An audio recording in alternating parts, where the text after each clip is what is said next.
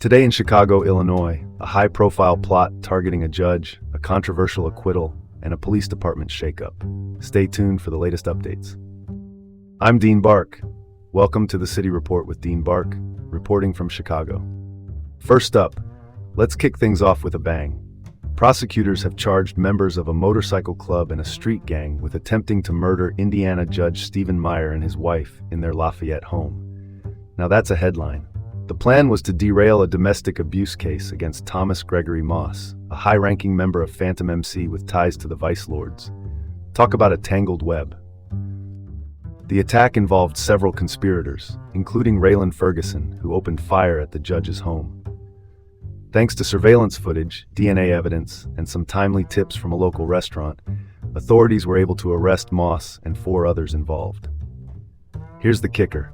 Threats against judges are on the rise, with a staggering 150 out of 214 judges reporting threats in a 2023 survey. It's a dangerous world out there for those in the robe.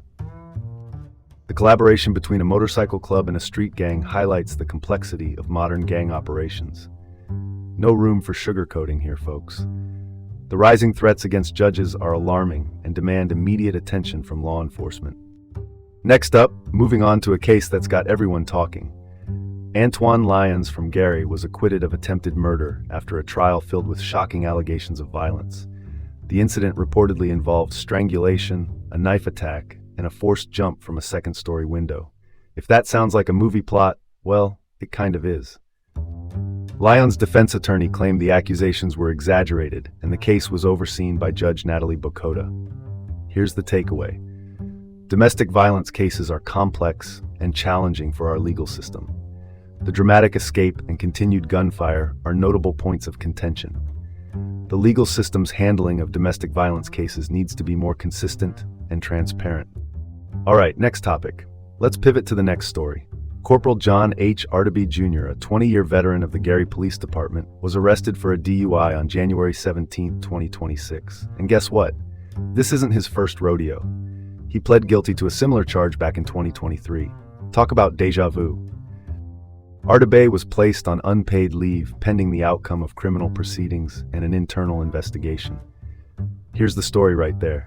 Repeated offenses by officers undermine public trust and highlight the need for stricter internal discipline.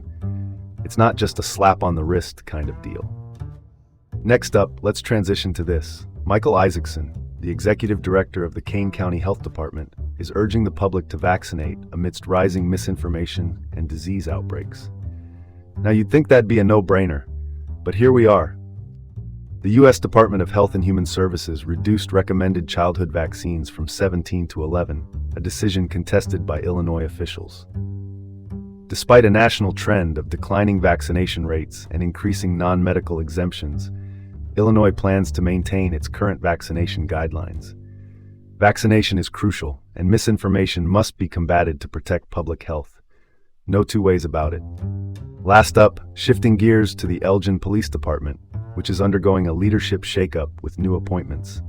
Tom Michael has been appointed as the new deputy chief, and Scott Holmes as the new commander. Plus, they've welcomed 10 new officers. A fresh start, you might say.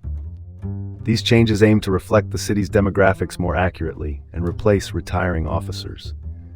The department now boasts improved diversity, with a more balanced racial makeup and increased female representation. Diversity and mentorship in the police force are essential for building trust and effectiveness. Let's call it like it is. This is Dean Bark signing off from the City Report in Chicago. Thanks for tuning in, and we'll see you tomorrow with more updates. Have a great day.